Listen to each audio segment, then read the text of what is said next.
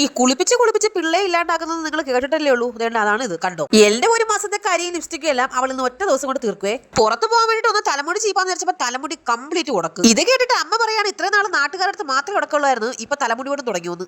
ഞാൻ ഇട്ടിരിക്കുന്ന ചുരിദാർ സെറ്റ് വെറും 290 രൂപയുള്ളൂ. ആർക്കെങ്കിലും വേണമെങ്കിൽ ഞാൻ ലിങ്ക് മുകളിൽ കൊടുത്തേക്കാവേ. പ്യൂർ കോട്ടൺ ആണ്. ഇടാനാണെങ്കിൽ നല്ല സുഖവുമാണ്. തൊട്ട് മുകളിലുള്ള പോസ്റ്റ് ഓഫീസിൽ കൊറിയർ എടുക്കാൻ പോവുകയാണ്. അവന്റെ പോക്ക് കണ്ട വിചാരിക്കും രജനീകാന്ത് ആണെന്ന്. അവൻ രജനീകാന്ത് ആയ സ്ഥിതിക്ക് ഞാനൊരു നീലാംബരിയെങ്കിലും ആവണ്ടേ. മുതുക്ക് കയറ്റ ഓടിക്കയറി തളർന്നുകൊണ്ടാണെന്ന് കുറച്ച് കയറി ഇരുന്നിട്ട് പോവാന്ന് വിചാരിച്ചേ. അങ്ങനെ ഒരുവിധം ഇരുന്നും കിടന്ന് നടന്നുമല്ല ഞങ്ങൾ പോസ്റ്റ് ഓഫീസിൽ പോയി കൊറിയർ മേടിച്ച് വീട്ടിൽ കൊണ്ടെത്തിയിട്ടുണ്ട്. പെട്ടി പൊട്ടിച്ച് തുറന്നു നോക്കിയപ്പോൾ ഞാൻ വിചാരിച്ചു എന്നെ വരെ പറ്റിക്കാനാണ്. ദേണ്ട കുറെ കാലി കവറുകൾ മാത്രം. ആടാ പറ്റിച്ചതല്ലടാ. ദേണ്ട ഇതിനകത്ത് ഒരു കവർ കൂടെ ഉണ്ട് കേട്ടാ. ദേണ്ട കണ്ടില്ലേ, അവർ ഹാപ്പി ഫാമിലി എന്ന് പറഞ്ഞിട്ട് ഒരു ഹാർട്ട് ഷേപ്പിനുള്ളിൽ ഞങ്ങൾ 4 പേരും. റെസിൻ ആർട്ട് ബൈ സ്നേഹ എന്ന് പറയുന്ന ഇൻസ്റ്റാ ഐഡിയിൽ നിന്ന് നമുക്ക് അയച്ചു തന്നതാണ്. ഇത് മാത്രമല്ല കേട്ടോ, ആൽഫബെറ്റ്സ് വെച്ചിട്ട് കീ ചെയിന്, പിന്നെ ഫോട്ടോസ് വെച്ചിട്ടുള്ള കീ ചെയിന്, പിന്നെ ബർത്ത്ഡേ ഫംഗ്ഷൻ എടുക്കാനുള്ള ചെറിയ ഫ്രെയിംസുകൾ, ഇതെല്ലാം തന്നെ ബഡ്ജറ്റ് ഫ്രണ്ട്ലി ആയിട്ട് നിങ്ങളുടെ കൈകളിൽ എത്തും കേട്ടോ. നമ്മുടെ ജീവിതകാലം മുഴുവൻ സൂക്ഷിക്കണമെന്ന ആഗ്രഹമുള്ള എന്ത് സാധനം വേണമെങ്കിലും നമുക്ക് ഈ റെസിൻ ആർട്ടിൽ കൂടെ പ്രിസർവേഷൻ ചെയ്ത് നമുക്ക് ഒരു കേടും കൂടാതെ സൂക്ഷിക്കാൻ പറ്റും കേട്ടോ. എല്ലാവരുടെയും ഫോട്ടോയ്ക്കകത്ത് ലൈറ്റ് കത്തുന്നിട്ട് പിള്ളേരെല്ലാം കൂടെ ഭയങ്കര ഹാപ്പിയിലേക്കുവാണ്. ഈ കുഞ്ഞു റോസാപ്പൂ, കരിവള, കുഞ്ഞുടുപ്പ് എന്ന് വേണ്ട എന്ത് സാധനം വേണമെങ്കിലും ഇതുപോലെ ആക്കി വെക്കാട്ടോ. കൂടുതൽ ഡീറ്റെയിൽസ് ഞാൻ ഫസ്റ്റ് കമന്റ് ആയിട്ട് പിൻ ചെയ്ത് വെച്ചേക്കാവേ. ഇനി ഇതെല്ലാം കണ്ട് കിളി പറഞ്ഞ അവസ്ഥയിൽ ഞാനിത് എങ്ങോട്ടാണെന്ന് വെച്ചാൽ കുറച്ച് വാഴയില പൊട്ടിക്കാൻ വേണ്ടി പറമ്പിലേക്ക് പോവാണ് കേട്ടോ. പോകുന്ന വഴിക്ക് എന്താണെന്നറിയില്ല, ബ്രേക്ക് കിട്ടില്ല, ഒറ്റ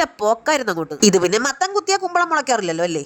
വാഴയില പൊട്ടിക്കാൻ പോകുന്ന വഴിക്ക് വലിയൊരു അറബിക്കടലുണ്ട് കേട്ടോ. അതൊക്കെ നീന്തി കടന്നുകൊണ്ട് നമുക്ക് അക്കരയ്ക്ക് എത്താനേ. സാധാരണയായിട്ട് നല്ല വെള്ളം ഉണ്ടാവാറുള്ള തോടാണ്, പക്ഷെ എന്ത് ചെയ്യാനാണ്, വെയിൽ വന്നിട്ട് എല്ലാം പറ്റിപ്പോയി കേട്ടോ. അങ്ങനെ തോടും നീന്തി കടന്ന് പറമ്പിച്ചെന്ന ഒരു വാഴയില വെട്ടിയത് മാത്രമേ എനിക്ക് ഓർമ്മയുള്ളൂ. കത്തി കാണാനില്ല, തെറിച്ചു പോയി. അങ്ങനെ ആയുധം നഷ്ടപ്പെട്ട ദേവസേന തൽക്കാലം അംഗം മതിയാക്കി 4 ഇലയും കൊണ്ട് തിരിച്ചു വീട്ടിൽ പോവാണേ.